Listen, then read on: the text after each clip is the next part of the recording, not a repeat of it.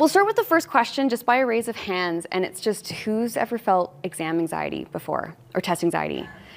Yeah, I think everyone has. It's pretty normal, and it's also really understandable too. I mean, in university, grades matter.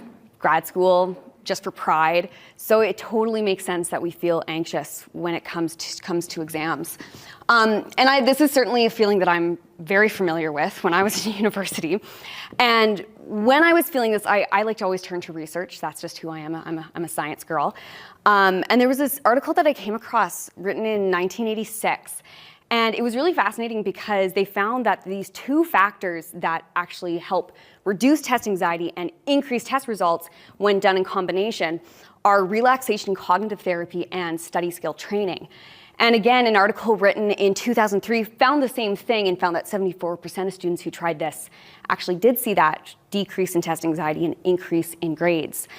Now, I'm no guru, so I can't help you with the relaxation part. That's all on you.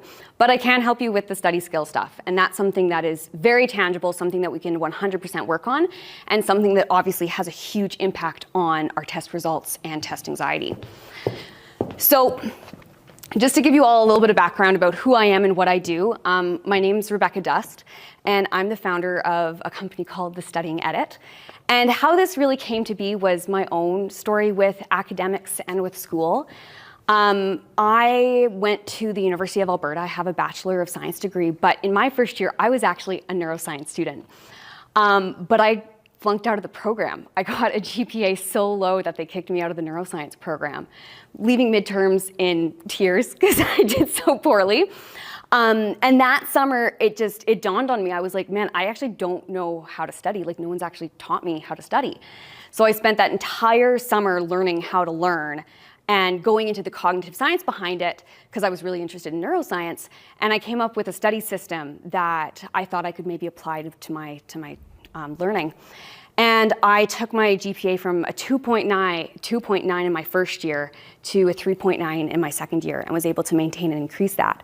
So the moral of the story here is that there are study strategies and systems that we can implement into our studying, but sometimes as students, we just don't have the time to figure out what those systems are. So with my company, I help university and high school students with those systems, help educating, developing, implementing. So that's what I'm hoping to do here with you guys today. So just as a brief overview of what's going to happen, we're going to start with just how our brain learns, just the cognitive science behind learning. I'd like to dive into two different types of learning, which is encoding and consolidation. And then the final part of this presentation is going to be creating your own study schedule for midterms. Now, my goals for all of you today is that you're going to walk away with a greater understanding of how your brain learns, as well as maybe what study strategies you can implement into your schedule that are going to complement that, or the basic physiology of learning. And then, of course, leave with a study schedule that's going to help you prepare for your midterms. So I'm just going to ask for like a raise of hands here. Who has ever learned about how our brain learns? You've probably, yeah, probably like in a first year neuroscience class, right? Yeah, but like anyone like in high school, like did anybody ever learn how we learn how to learn? No? Yeah, which is really stupid, quite frankly, because we spend tens of thousands of hours in formal education, even before the age of 18, and yet no one teaches us how to learn. It doesn't make sense to me. That's our full-time job, is to be a student, is to learn. So the fact that we don't understand the basic mechanism behind that really blows my mind. So here in front of you is just a very, very basic understanding of how the brain learns. So essentially, when I'm talking to you right now, information is going into your brain, and specifically it's going into the prefrontal cortex, which is that front part of your brain. And this is where our short-term memory lives. And short-term memory is exactly how it sounds. Things just don't last in there for very long. So if I were to ask you to label this diagram, I don't know, in the next 5 minutes, you could probably do it. That's in your short-term memory. But if I asked you to label this diagram in 2 days, you probably wouldn't be able to do it, or at least to completion. And that's because that information was just held in our short-term memory. If we do want to be able to fill this out in 2 days, we need to commit it to long-term memory through a process called long-term potentiation. And that happens in a structure called the hippocampus, located in the temporal lobe of our brain. Now, although we form long-term memories in the hippocampus, it doesn't stay there. When we store long-term memory, it goes to a place called the neocortex, which is more the back of the brain-ish. And then when we retrieve information, that's where we're retrieving it from. Now, this is the basic physiology of the brain, but the literature tends to agree that there's 3 distinct learning phases that our brain goes through. Anytime we approach new information, we want to learn something new, there's 3 phases. And these 3 phases are encoding, consolidation, and retrieval. Now, encoding is done in the classroom. This is typically when you're exposed to information for the first time. Encoding doesn't have to happen in the classroom. It can also happen when you maybe haven't seen something in a really long time and you have to re-encode it. Now, consolidation is usually done when we're independently studying, and this is when we're committing things to long-term memory or strengthening those long-term memories already in storage. And finally, we have the retrieval step, and this is practice tests, actually taking the exam. We're retrieving that information out of our long-term memory. So when we go back to this picture of the brain and we put these learning phases, we've got encoding at the front. That's more of our short-term memory in the prefrontal cortex. We have consolidation, which again is more of that hippocampus, temporal lobe region. And then we have retrieval, which is again in that neocortex when we're retrieving information out of our long-term stores. But today I really want to focus on, like I said, the 2 phases, the first one being encoding. And the reason why is I feel like this is never talked about, what happens in the lecture. And the truth is like, I've been a student. I know that you don't have a lot of time, and so thank you all for being here tonight, because I know you don't have a lot of time. But quite frankly, I think that a lot of time is wasted in lectures. Let's say it's a 50-minute lecture. That's 50 minutes where you can actually jumpstart the learning process if we use that time effectively, and the truth is like, we just don't. So this is where it gets interactive. This is a phone number minus the area code. I'm gonna give you guys like 20 more seconds here to memorize this phone number, and I'm gonna get you to all call it out because there's so few of you. So get ready. So another 10 seconds here, it's gonna disappear, and then you're gonna have to all yell it out to me, and we'll see if we're right.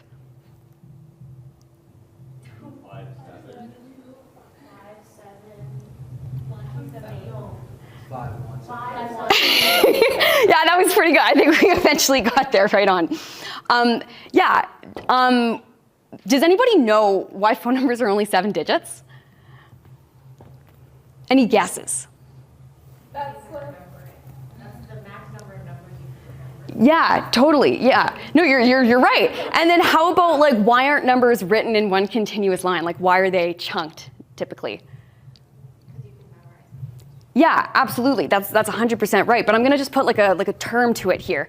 The reason why we only remember 7 numbers and it's easier in chunks is because of the capacity of our working memory.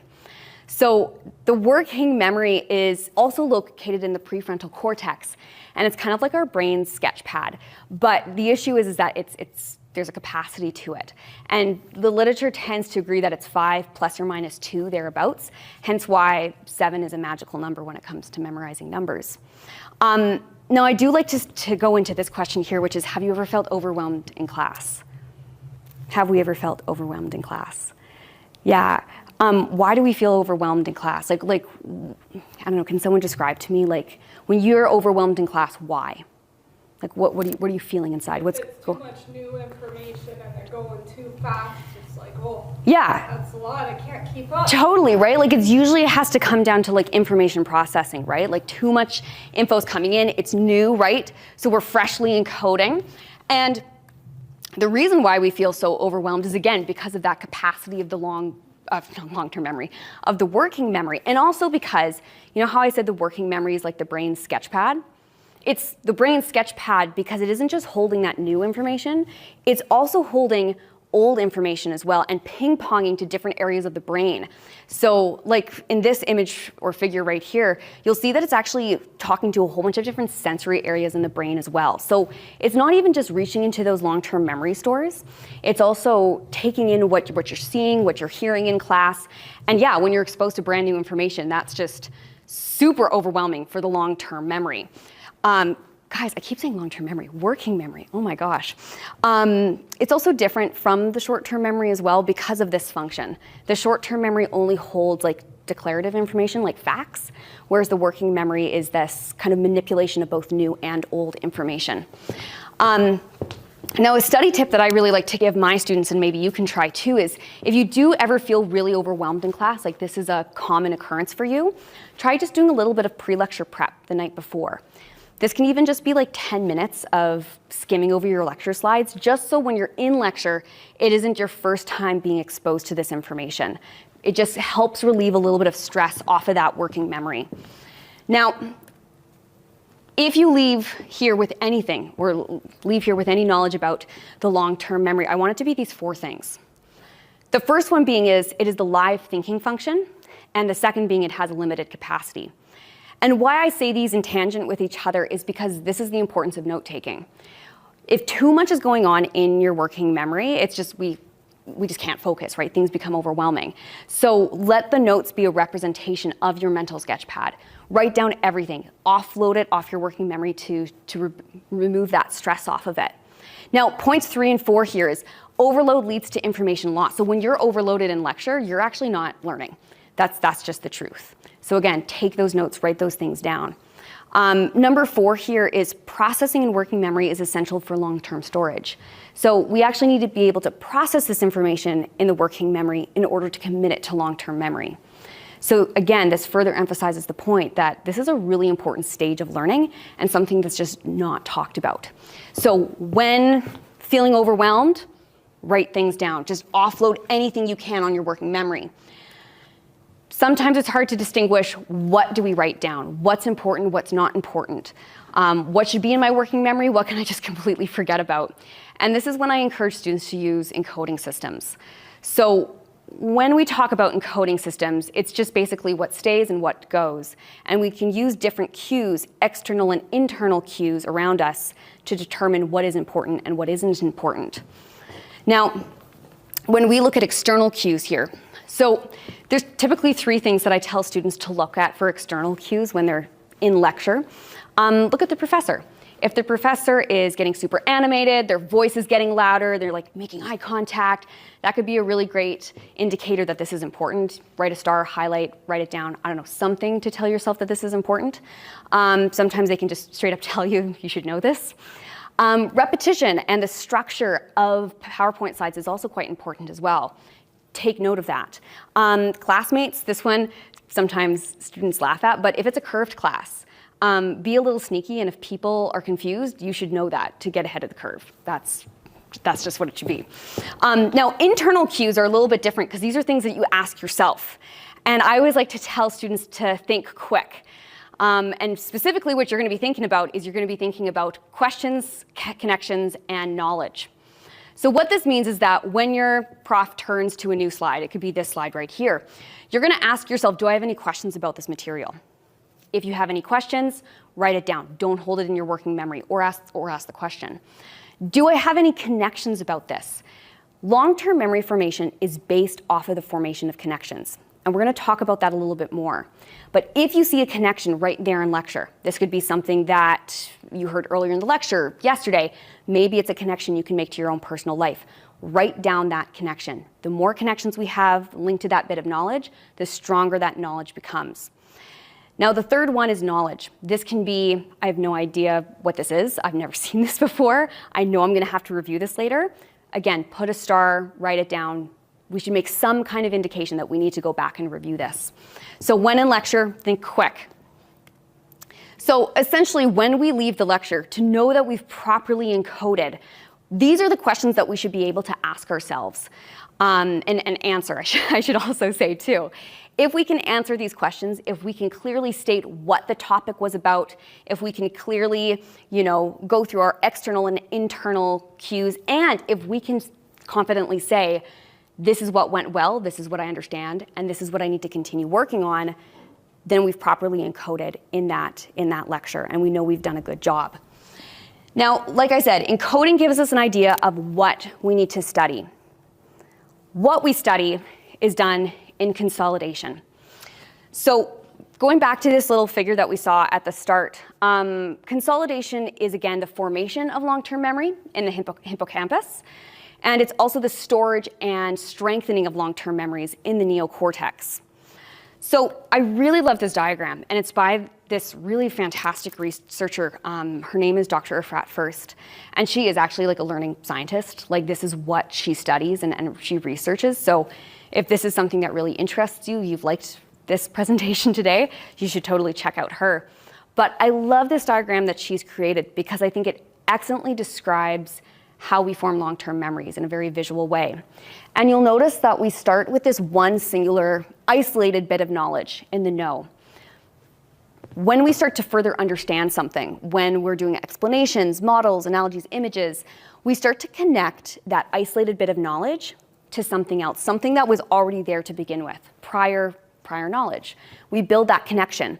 As we strengthen that, the more connections to grow. And finally, when we get to subject mastery, you can notice the big difference between that first square and the last square. The amount of connections that are bridged to that isolated bit or originally isolated bit of knowledge is immense. And that was my whole point when I said that long-term memory formation is connecting. It's connecting old information to new information. And the bigger those networks, the easier it is to retrieve. It's kind of like surface area, right? The more surface area you have, the easier it is to, like, I don't know, hit it, something like that. So if we attach the words that we're familiar with to this diagram, we've got encoding, consolidation is when we start to bridge those ideas, retrieval is when we further branch those connections, and then ongoing studying is what ultimately leads to subject or knowledge mastery. Something else that Dr. First did that I think is really quite cool is she also did that little almost like capacity meter of the working memory on top. And I think what's to note here is that when we get to the ongoing study or the mastery bit, the capacity of the working memory is actually pretty low. And that goes back to like my first point when we were talking about exam anxiety. Why study skills help us is because it helps reduce that pressure on the working memory. And when we've got like a working memory that's kind of calm, it's not overloaded, that's what's going to make us feel good and confident on the test, because we just have more room in our working memory to think through problems, or even just to think, oh my gosh, I'm nervous about this test. So when we talk about memory consolidation, there's really only 3 things that determine good memory consolidation. Now, we've already talked a lot about the middle point, prior knowledge, so I won't harp on that. But I want to talk about time, and there's two points when it comes to time and memory consolidation. The first one being is that consolidation is a time-based process. Those memories, those knowledge is still liable right after learning. And what I mean by that is, again, the literature tends to agree that we've got about 48 to 72 hours to consolidate learning after encoding. If we've done a good job encoding, if we don't consolidate within, let's say, 48 hours, well, why did we encode? Like, it's been basically put to waste.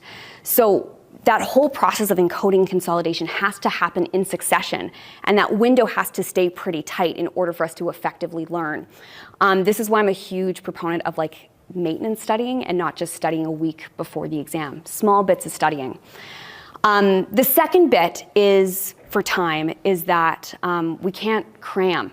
Memory consolidation, we need that spaced repetition. Like if we go back to Dr. First's diagram here, you'll notice that when we get to the subject mastery bit, spacing is like the very first point, because we need that time to build on those connections and to strengthen those connections. So again, that's why cramming just doesn't work. We need time on our side. Now the third point is probably my favorite. It's just rest. It just means don't always sacrifice sleep for studying. I have a student of mine, and I guess she sleep talks. And I guess her boyfriend caught her talking about her sociology class one night. And if that doesn't prove to you that we consolidate in our sleep, I don't know what's going to convince you.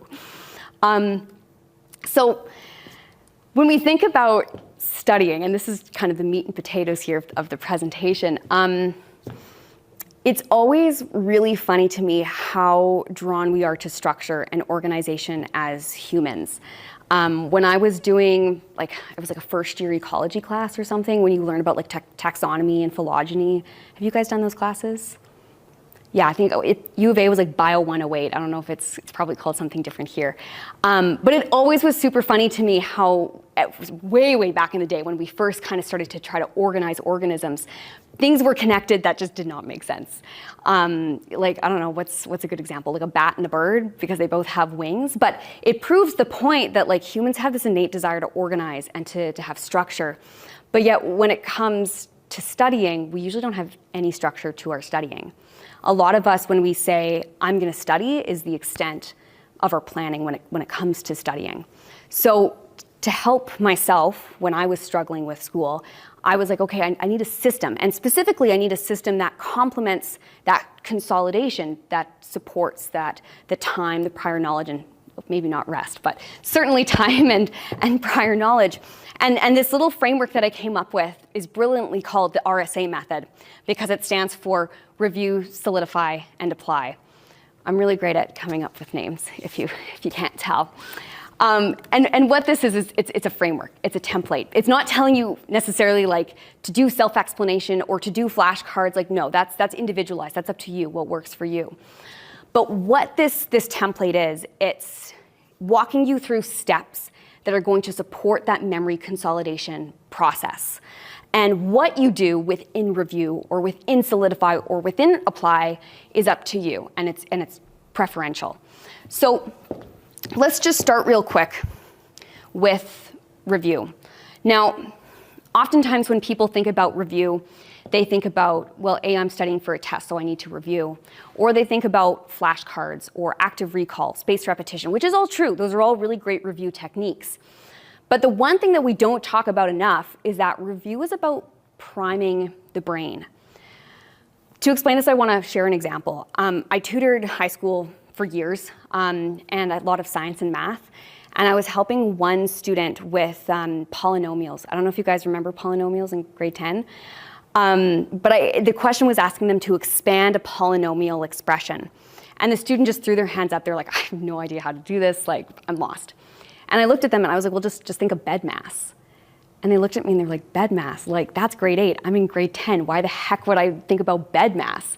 And after explaining to them that like learning is horizontal, not vertical, we reviewed bed mass. Took us 20 seconds. We went brackets, exponents, division, multiplication, addition, and subtraction, guys. Oh my gosh, pay attention. So we reviewed bed mass, and as soon as we reviewed bed mass, I showed them that question again, and instantly the light bulb went off. They instantly knew how to do it. Now, I didn't tell them anything. I just reviewed bed mass with them, but we primed the brain for learning.